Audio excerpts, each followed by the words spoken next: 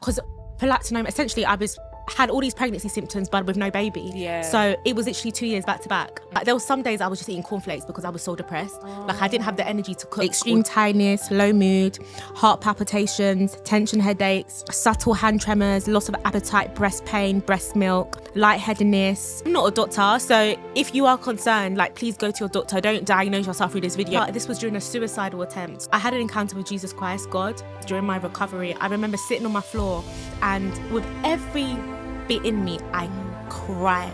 Like it was a scream cry. You know that from the depths of your soul? And I said, God, help me. Welcome to Unlimited Talks, where there is no limit to our conversation. I'm your host, Jennifer, and today we have someone special in the studio. We are going to be discussing on from diagnosis to purpose, surviving prolactinoma by someone special who goes by the name Serena. Guys, Serena is not only my guest, but she's actually my friend, and I love that girl so much.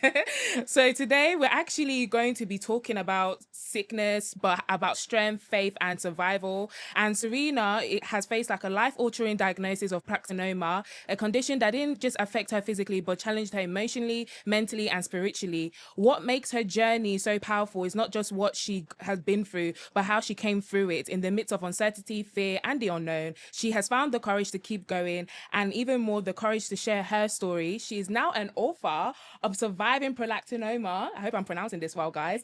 Where she opens up about her journey in a way that brings hope, awareness, and encouragement to others, which is so amazing. And she, even though she's silent, she battled this illness with silently, but today she shares her story on how she was able to go through it all. And yeah, guys, I'm interested because, guys, I've never heard of it. So yeah, Serena. Oh my gosh, thank you so much for having me. It's an honor and privilege to be here. Serena, I love you though. I love you too. I love you too. Me and Serena, we literally bounce off each other because she's just my girl. Like she loves to laugh. I love to laugh. We don't take life too seriously, and yeah, that's just who we are as people anyway. But anyway, guys. Anyway, Serena. Not you guys, Serena. Okay. So before we get into like the nitty and gritty of things, I like to start off with a game. I think you know this game. It's called Unlimited Fire Questions. Okay. Usually I say supposed to last for 60 seconds, but because we have too much fun with it, sometimes it goes a bit overboard.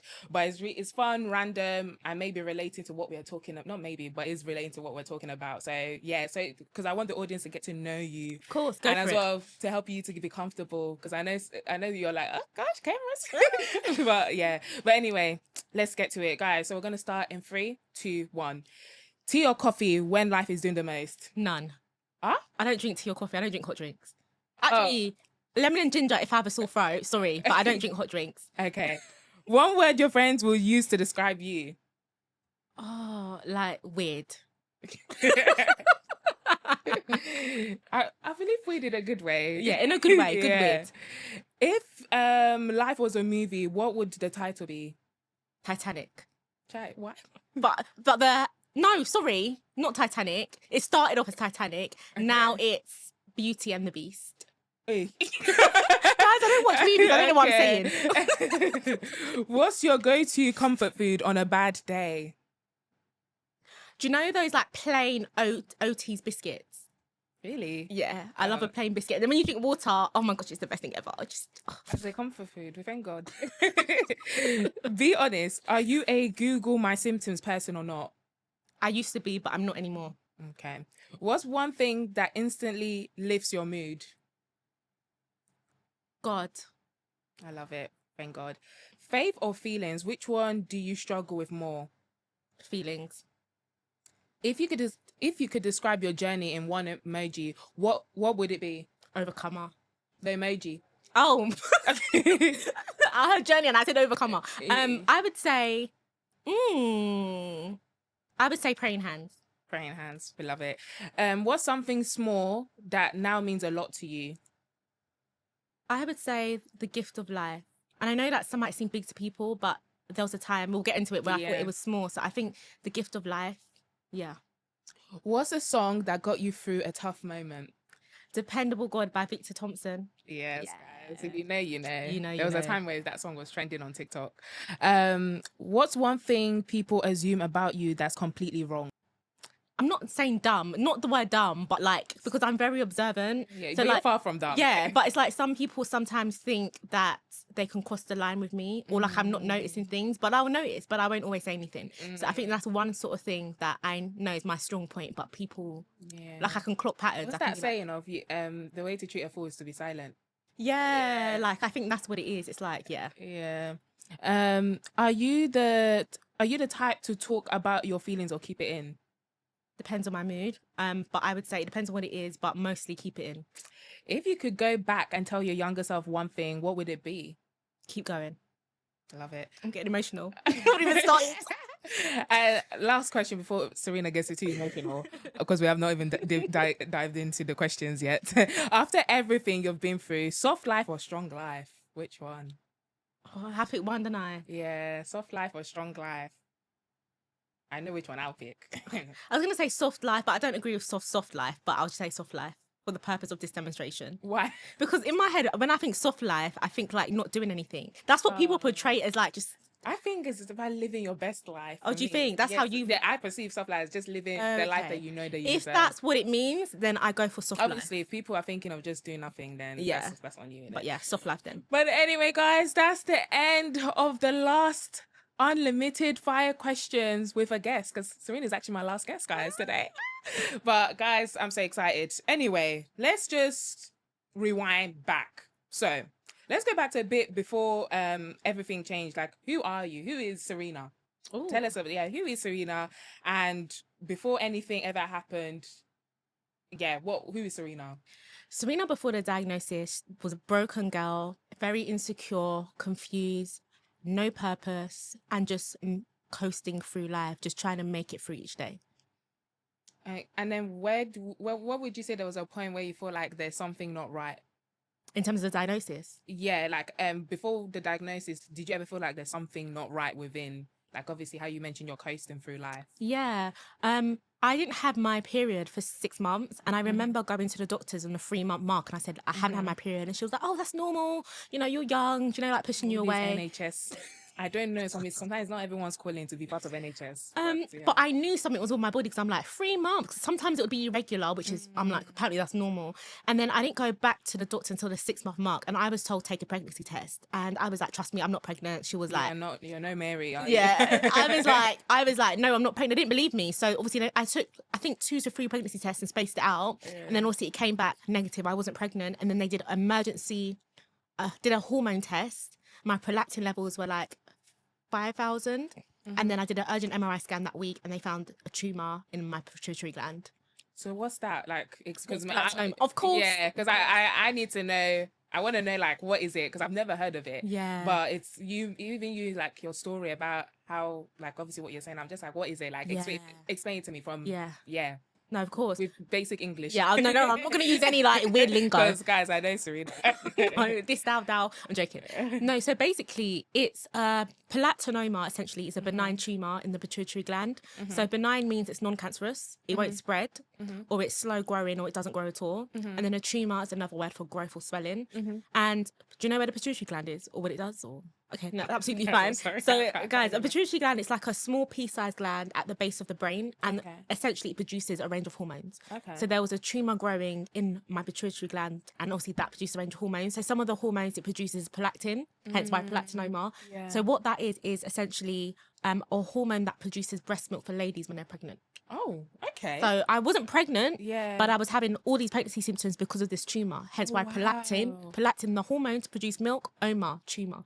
Damn. I think OMA means tumour. Don't come for me. I didn't even know this. Ciao, I need to do my research. And then some of the other hormones it produces is FSH and LH. And I know, like, you're probably listening to this, and your audience will be like, I left school 50 years ago. Listen, I'm going to educate you. Majority of the people watching this should be grown. If you're not grown, then still be learning. It's part of education. So FSH is a follicle stimulating hormone, and LH is the luteinizing hormone. So they both have different roles in male and female. So FSH in women is responsible for egg development and estrogen production. So estrogen helps with like regulate your mood. And FSH in males is responsible for sperm production. Like sperm production, And then LH in women is responsible for progesterone and ovulation. So you know ovulation, don't you? I spoke to you guys. Okay, ovulation. Okay. And just in case you don't, I don't want to assume, it's basically when an egg is released from the ovaries all the way down to fallopian tube to meet with the sperm, and then progesterone thickens the lining of the uterus to hold the baby. Yeah. And then LH in males is responsible for testosterone production. So that's all like the body hair, the body mass, just all the male stuff. And so essentially, just to wrap it all up, the pituitary gland produces a range of hormones, as I've just mentioned. So it is vital for our bodies to make sure it's working properly, essentially. Yeah. Guys, I hope you guys are educating yourself, because Serena just explained at least 2 minutes of guys, English. Yeah, you got it. Because I don't want to butcher this word, but yeah. But what like when you were told like, okay, you have this, what was like your initial reaction? Like, what was going through your mind at that time? I was in shock, guys. I was in such shock because the way I was told it was during lockdown. Normally in sort of diagnosis like this, you'll be going and they'll give you the news, or they'll say, can you invite someone with you? I got a 2-minute or even a 2-minute call just saying, you know, hi there, is this Miss Akinade? And I said, yes, it is. Who is this? He says, there's a doctor calling from the hospital. And he said, we found a tumour in your pituitary gland. And he said, if you were to have any tumour, this would be the best one to have. So obviously I'm 19 at this point. 19, and I'm like, yeah, literally still a teenager. And being told that, then the call ends. He said, we've arranged for you to an MRI scan this week. And then bam, it ends. And I was in shock. I was in disbelief. So many emotions were going on at once. I thought it was cancer. Because when you hear tumour, you think cancer. Like, he didn't even explain. So I did research. And I remember there was times I would go outside, go for a walk, and I would just walk around in circles because I was just so mentally, I don't even know what was happening, but I was just felt like I was here, but then I wasn't here. I was like, how do I process such a diagnosis? Who do I go at such a to? young age? Yeah. Wow. So like, obviously you are struggling to process like all of this stuff, because who wouldn't? You're young, you have your whole life ahead of you, and obviously when we hear tumors, as you mentioned, we just go like, oh my god, does that mean I'm gonna die?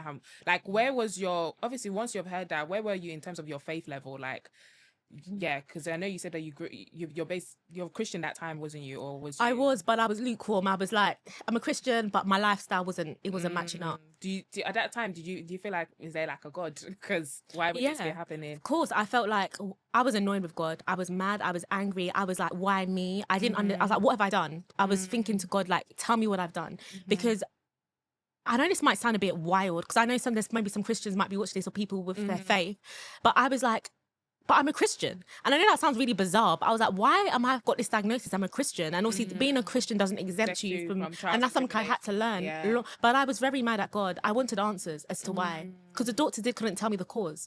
They couldn't? No, they couldn't tell me. They said sometimes stress, but so I believe it could have been stress from like years, prolonged years. But I didn't know the cause, so they felt like there was no closure. So basically they just dumped that news to you. They didn't even explain or guide you through. So after that, what was like after obviously you having to obviously process all of this, what was like the hardest thing you had to go through during this time of obviously knowing the diagnosis and you know? I would say the hardest thing was feeling like I was alone, because it's a very rare tumor. Like 1 in 20,000 people are diagnosed with it. So it's kind of like, I'm that sort of person. I'd rather speak to someone if they've gone through it, because in that way, I know they're not going to discourage me. They're not going to tell me.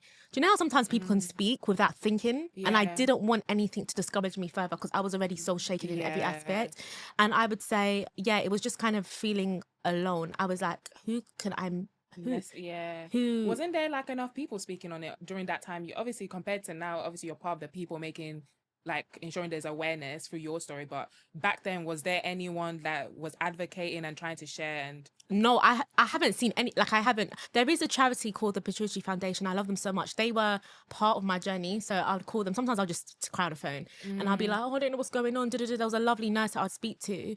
But so just to backtrack in terms of before even a diagnosis, I remember I did go on YouTube and typed in, haven't had my period for 6 months. I was looking for answers whilst I was waiting for the test, and a tumour did come up, but I didn't think. No, I didn't. I was like, okay, but I didn't think anything of it. Because with things like that, you would first think, oh, first of all, it doesn't run in the blood, genetics. You always think, because with certain stuff, you feel like, oh, you think of your genetics and whatever. And like with certain stuff, I'm like, and this is as well, guys, we can't always depend on the genetics as well, because you have to. If there's something wrong, just Go. Yeah. Like, even if your doctor is doing somehow, go. Because I was, throughout my journey, I was very stern. I was very, like, assertive. I was like, no, like, something has to, like, no. Like, I know something's wrong. Something has to be done. And how would you say you were, like, mentally, where was your, apart from actually, let's start from physically. What did you have to go through? Yeah. In, like, physically, what was the symptoms? No, obviously you said 6 months, you didn't have your period for 6 months, but like after the diagnosis, physically, what did you have to go through? Like, did the treatment cause any like physical effect where you're like, I give up, I want to give up? Yeah. So after the diagnosis, because prolactinoma, essentially had all these pregnancy symptoms, but with no baby. Yeah. So it was literally 2 years back to back of pregnancy symptoms. But it was like, God, when can this end? But low-key, did you wish sometimes like, oh God, I'd rather this be a baby than go through this treatment? No, I remember actually thinking like, I'm not ready to have kids anytime soon. Is this what pregnant women, obviously I was on it for 2 years, so obviously, but I was like, is this what pregnant women go through? And I was like, but yeah, I wish I could have just delivered the baby and no, it was done. Yeah. Do you know what I mean? Yeah. But yeah, I literally experienced a range of symptoms like extreme tiredness, low mood, heart palpitations, tension headaches, subtle hand tremors, loss of appetite, breast pain, breast milk, lightheadedness when standing for too long. Wait, you produced like breast milk? Yeah, so there was milk in my breast, but obviously it wasn't. Yeah. Thankfully, it wasn't leaking, but I could see it in the duct of the nipple. Oh, wow. There was like white stuff, which I knew was the milk, and my breast felt heavier. Oh, wow. So literally, but obviously my stomach was normal, but it was just everything. Damn. Oh, wow. So those were like the main symptoms. And then mentally, what was you going through mentally? Yeah, like mentally, I went through definitely depression, 100%. I went through some sort of depression. I did develop a victim mentality. I definitely did. It was like, where was me? Where is my life? But yeah, mentally, it was very, very tough. Even like suicidal as well. Yeah, Sorry you twice. went through that. No, Oh, wow. Well, Serena, you're actually such a brave person, man. Like, obviously, in that, you mentioned like you obviously isolated as well. Why, like, was it because it was COVID-19, so everyone did have to somehow isolate, Yeah. but did you have to like was there like extra precautions, or like you have to stay, you can't visit, no one can visit you and stuff like that? Was there extra precaution because you're going through that, or was it like a... So the only precaution I had was before I had the surgery, I had to isolate for a week, and I was isolating on my birthday. Literally, so I had the surgery 5 days after my birthday. So obviously I was isolating, so I was like, you know what, let me listen to what they say. I don't want to sabotage anything. But apart from that, the only reason why I was isolated is because I was too weak to go out. So it's not like I could just. Yeah. I was in bed most of the time, just so. Sometimes like I would shower, but it would take everything in me, and that's when I needed supernatural strength to do normal things that people would normally take for granted, right? Oh, wow. So post surgery, was it gone, or was it like you had to go through more surgeries and other things? So I just had one surgery, thankfully, and it was like brain surgery. So they have this technology now, which is amazing. They don't cut your head open. They actually go through your nose. Oh yeah, literally. What do they call it? How everything is connected. I don't know what's called. I don't know what's called, but I If know you're a doctor, if you're a put it in the doctor, comments. put it in the comments. Pull up, doctors, speak on our behalf. But I know, like, obviously, you know, with like sinuses, you know how your sinus connect to your brain and so like, oh, they went through the nose. I'm just trying to think. Wow, to your brain. So it was about 4 hour surgery, and it was like the tumor. It was literally 7.6 millimeters. Do you know how small that is? No. It's like it's basically just slightly less than a centimeters. Oh wow. So it was so small. So it wasn't even like it was a massive. So they obviously went through my nose. They cut the bone there to obviously get through it, and then I had splints in my nose to help maintain the shape. Oh, okay. For a bit, and then they took it out. So you would look at me, you wouldn't even think I had brain surgery because of the technology, and I thank God, because having a big scar on your head.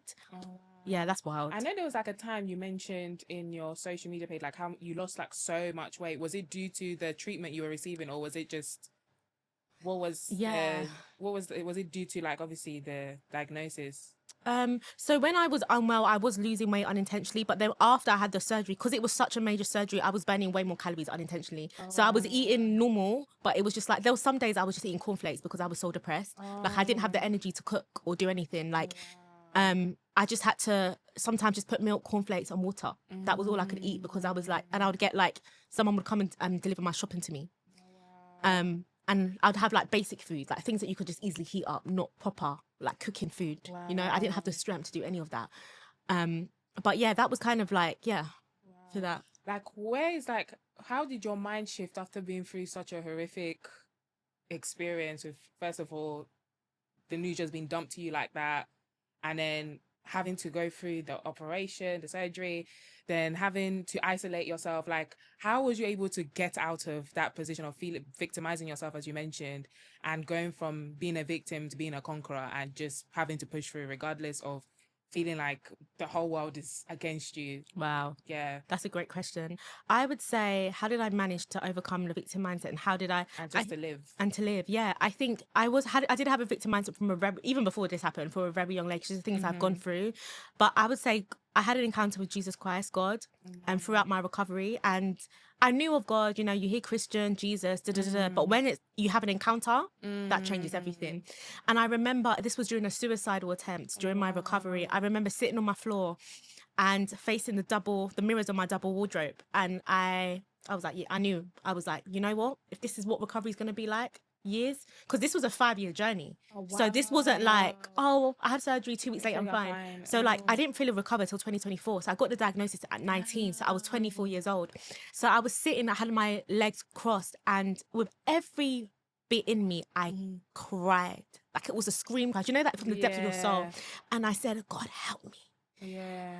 I said that, and I kid you not, I got a ping on my phone. Yeah. And it was my pastor at the time. He'd messaged me saying that, hey, we miss you, we love you, we can't wait to see you. And as soon as I read that message, I felt the love of God. Oh, wow.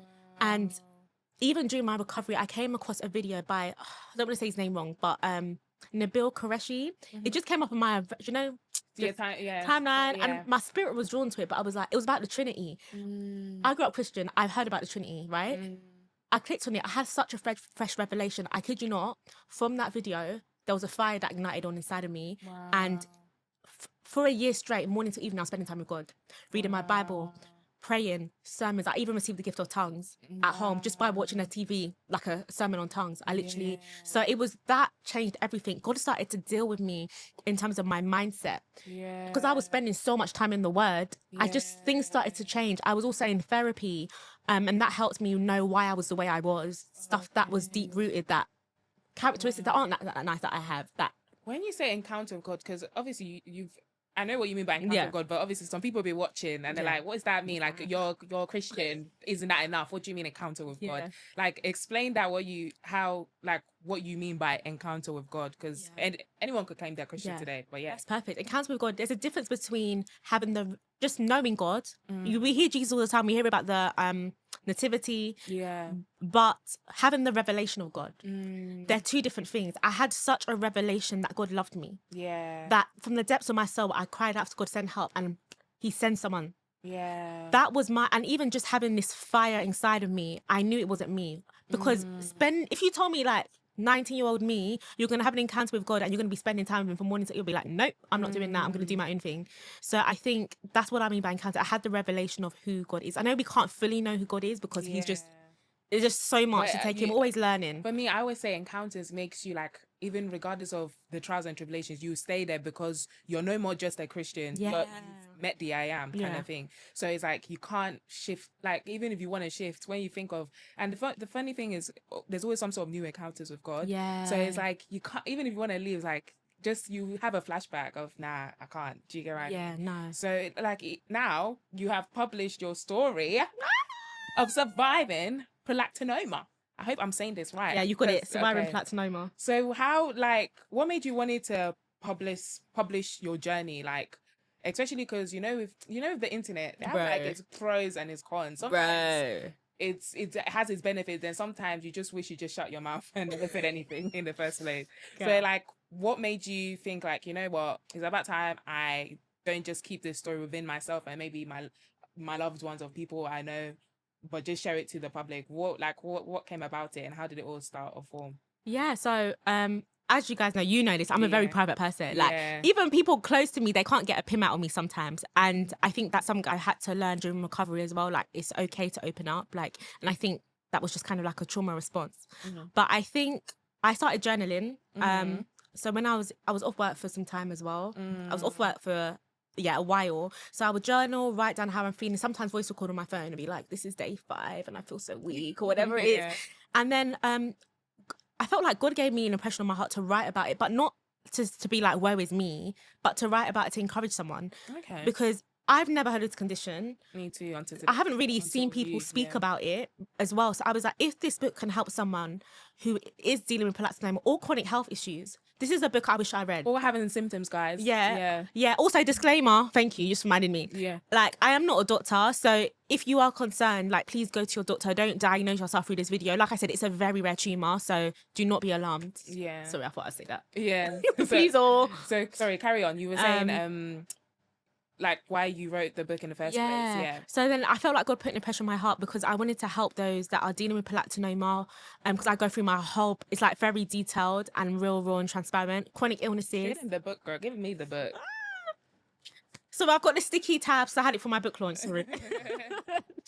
And those that are going through the blows of life, because I feel like there is something in this book for everyone. You don't necessarily have to be going through a chronic illness or even prolactinoma. There is something in this book that I know will definitely encourage you. And there's also life lessons I've learned in it. So as well as me sharing my story, there's life lessons and encouragement. Like, you're not going to read this and be like, oh, woe is Serena. Oh, she went through so... Yeah. No, you're going to feel encouraged. That's the goal. And the goal is you don't want people to... Obviously, like, it's natural for humans to feel sorry. Like, oh my God, you went through this story. But you want people to feel encouraged and regardless of whatever, it might not be prolactinoma. I hope I'm saying this word correctly, guys, sorry.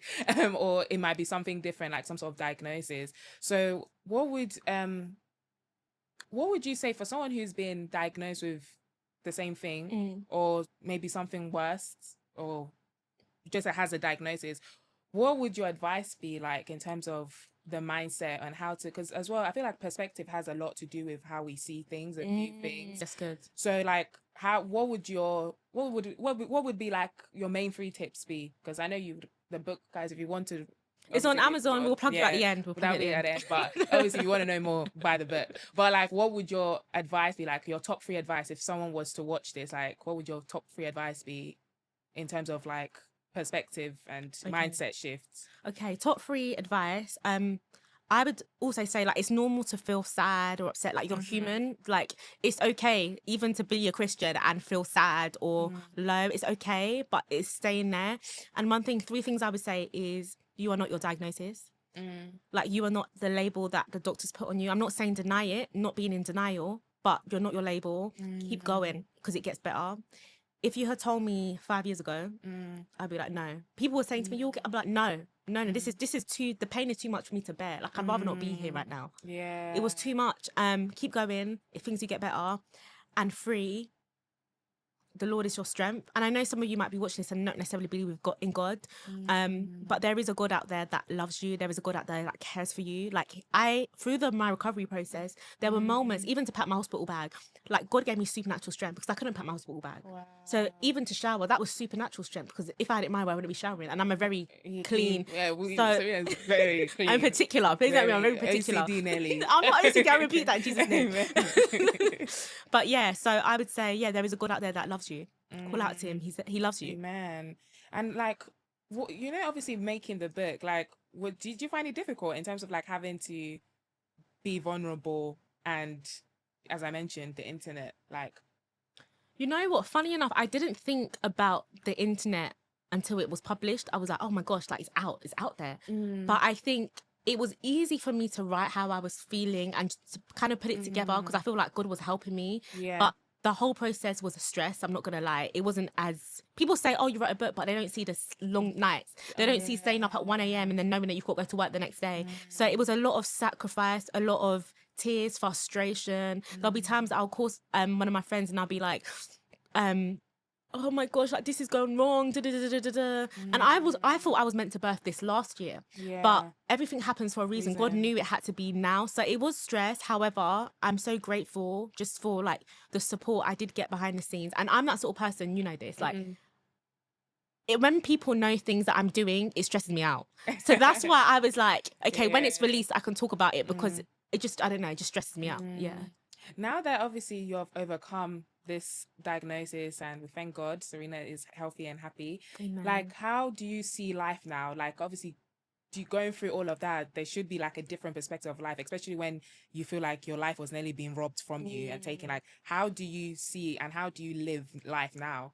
Especially because I feel like anyone who's been, from what I've seen and heard anyway, people have gone through like diagnosis that's trying to take away their life, or just how to live in like normal day to day, is like once they overcome, there's a different perspective and shift they have of life. So what do you think of life now? I would say I think life is a blessing because I survived. Sometimes it doesn't even hit me until someone says it. Like, I survived the surgery. You know how many complications you can get from that surgery alone? Like, even before I went to the doctor, had a surgery, there was a long list of like things that could go wrong because it's such a, stroke, paralyzed. And it's like some people that have the surgery I have take hormone replacements for the rest of their life because part of their pituitary gland is damaged. So it's like you have to sign that waiver, that form. And the fact that I don't have to take hormone replacements, like none of my hormones, and you know how small that tumor is, it could have been a chance of, so it is a blessing. Obviously I have my days, I'm human, but I think it's made me realize like I'm here for a reason. Like God isn't done with me. There's been a few suicide attempts, this surgery, a lot of things that have tried to come. But yeah, it's made me realize, enjoy life. Literally enjoy it. Life is more than work. When you don't have your health, you have nothing. Like, I honestly did not care about anything. I just wanted my health back. Give me £1 million. I didn't care. Just give me my health and I'll be fine. So yeah, not take the little things for granted that I used to. Wow. So you now see life is not just for survival, it's about becoming. And facts. Just as you mentioned, how God helped you to go through that process, even in isolation. So for anyone like that is kind of like feeling a bit iffy about life currently, even without a diagnosis, like obviously you now value life more because of what you've been through. But what would you say for anyone like who's going through just life is just hitting them left, right? Maybe it's not even a diagnosis, it's just life is life in, and they just feel like, No, I would say life always be life in. Like, if one thing's up, something must be down. Like, there's always something. No one has a perfect life, right? But one thing that I would say, life has a way of working itself out. Because when I look back at my life and look now, I'm 25 now. It's not only till now I'm seeing the fruits of my labor. I'm seeing the pain, the struggle, the heart, it's like I'm seeing everything planned out, and it can only be God, because I'm like, and I think I had to surrender my life to God, and then I'm just seeing everything work out. And that's 25 years. That's not even like, I had a couple of years of hardship. No, this was, and many times I wanted to give up, throwing the towel, but I think life always has a way of working itself out. You are not going to be in your position forever, and everything's a season. And I think that's what I learned through this. This was the hardest 5 years of my life, but it's a season, and I take with me, nothing lasts forever. That's one thing. That's what I'll say. I take this with me every season. Okay, I'm going through a hard season. You're going through a hard season. Nothing lasts forever. Nothing lasts forever. Don't let the devil lie to you and say, this is your life, it's over. Don't let your circumstances dictate the truth that you are here for a purpose and a reason, and you're here to enjoy life. God has a great plan for your life, and he wants to give you life and have it in abundantly, not just in heaven, but here. He wants you to be successful. Amen. So yeah. There's a saying, when life gives you lemonade, no, when life gives you lemon, you make lemonade. And that's what Serena did. I've entered that. So thank you for trusting me with your story. So before we even close off, guys, first of all, we need this book. Where can we find it? Tell us your details. What should we do? How can we get through, and how can the people talk to you, especially if they're going through similar diagnosis or just illness, really? Not illness, or just life. No, thank you. So you can find the book on Amazon if you type in Surviving Prolactinoma. If you feel like I don't know how to spell that, you can literally type in my name, Serena Akinade, on the internet, and it will come up as an Amazon link as well. You can find this page on surviving_prolactinoma. So that's kind of like my kind of community page where I talk about all things prolactinoma, talk about the book launch event, just all things prolactinoma on that page, sharing my story. And then my actual Instagram is Serena_Akinade. Are people free to DM you? Because I know. Of course, yeah. No, honestly, I had someone DM me already, and I was like, oh my gosh, like I didn't find you when I was diagnosed. But yeah, literally, you can DM me. Like I said, I'm not a doctor, but I'm happy to share my experience and things like that. And I really believe this book, if you're going through a chronic illness, going through life, be life in, dealing with prolactinoma, this book is for you. I'm not just saying that. Like, trust me, it's literally for you. Like, I was even getting emotional reading it, and I was like, oh, okay, let me stop. No, but guys, as Serena has mentioned, her details will be linked below. Ensure you check her page out and actually support it. And even if you're not facing something similar, still support. You never know what you can take out of it, because I know I'll be supporting my girl. Amen to that. But yes, guys, so this has been first of all, thank you for entrusting me to share your story, because I know you don't with public and things like that, you're not really like, you don't like to share too much. I'm coming out my shell, Yeah. but God's had me come out now. Because Serena's like a private person, so for her to do this is very big, and I'm very grateful for you to even accept to come, because I know you have like a busy schedule, because Serena's a hustler girl. This girl can hustle for days. But yeah, thank you so much for entrusting me with this, and thank you for coming to the podcast. But anyway, guys, it has come to an end. Guys, can you imagine? Serena's like my last guest. Yeah, You've done so well. And thank you, girl. But yes, Serena is the last guest of season 2, and it's been so great to have her here. And guys, from what I've learned, first of all, look unto Jesus, whether you like it or not. He's the author and the finisher. And as well, remain unlimited. And guys, before you guys head off, ensure to like, share, and subscribe, and keep this journey going, guys. I can't do it without you. You guys are where I can get some sort, apart from Jesus Christ, you guys are the ones who give me some sort of strength within the whole madness of podcasting. So guys, as I mentioned, like, share, and subscribe, and we shall see you next time, and remain unlimited. Thank you, guys. Bye.